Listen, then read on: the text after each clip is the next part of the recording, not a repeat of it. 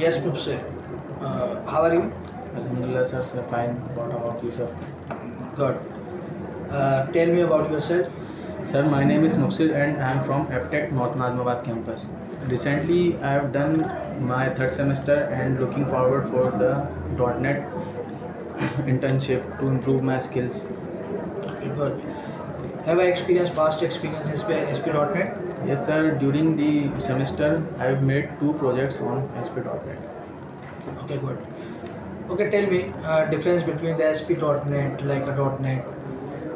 Sir, ASP.NET, sir, .NET is a software development framework which is designed to operate and execute applications on Windows, Mac OS and Linux. Where ASP.NET is a web development framework. With the help of ASP.NET, developer can develop dynamic web applications or services. With some components include MVC, web forms, web API and Signal-R.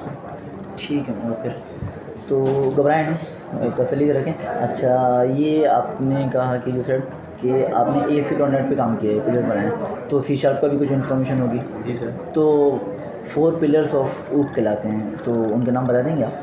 Sir, first one is inheritance, second encapsulation, polymorphism and data abstraction.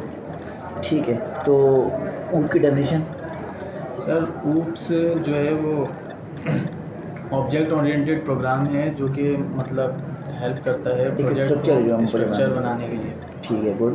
Okay, Mubsir, constructor होता है C#.NET के अंदर, उसको define करें। Sir, constructor जो है basically वो object जो होते हैं, हम लोग हमारे ऑब्जेक्ट्स हैं उनको इनिशियलाइज कराने के लिए कंस्ट्रक्टर यूज़ करते हैं, जिसकी डिफरेंट टाइप्स हैं। लाइक डिफ़ॉल्ट कंस्ट्रक्टर हो गया, कॉपी कंस्ट्रक्टर, पैरामीटराइज कंस्ट्रक्टर जिसमें पैरामीटर पास करते हैं, स्टैटिक एंड प्राइवेट। अच्छा, लिंक क्यूरी क्या होती है?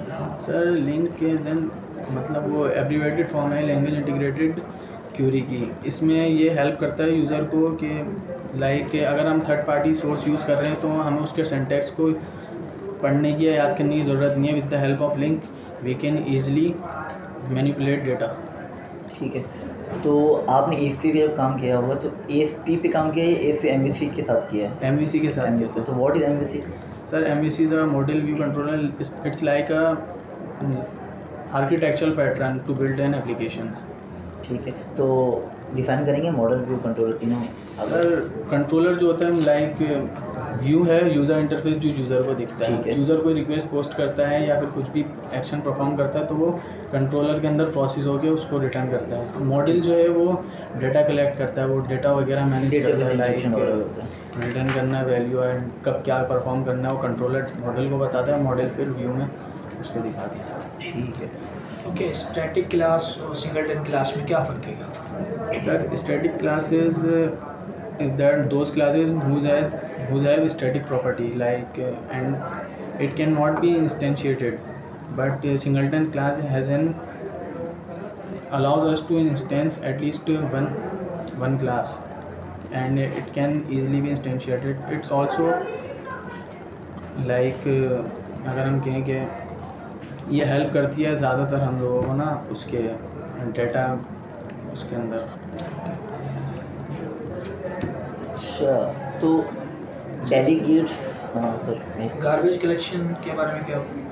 सर, गार्बेज कलेक्शन ये .NET का एक मैकेनिज़्म है जिसके अंदर गार्बेज कलेक्शन जो है वो काम करता है कि जो ऑब्जेक्ट्स हमारे पास ज़्यादातर यूज़ में काफ़ी टाइम से नहीं है ना, तो वो उनको डिटेक्ट करके मेमोरी से फ्रीड अप कर देता है, जिससे हमारा लोड टाइम जो है वो भी बेहतर हो जाता है और प्रोग्रामर जो है वो अपनी एप्लीकेशन की लॉजिक्स पे ज़्यादा फोकस करता है इंस्टेड ऑफ कि वो मेमोरी मैनेजमेंट पे फोकस करे।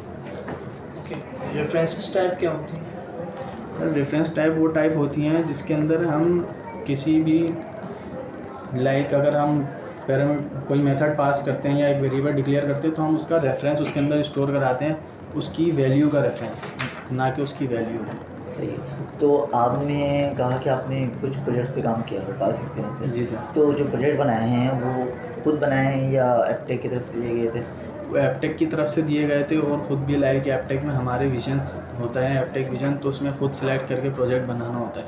सर तो इस तरीके से एक उसमें बनाया था, एक एपटेक की तरफ से दिया गया था हमें।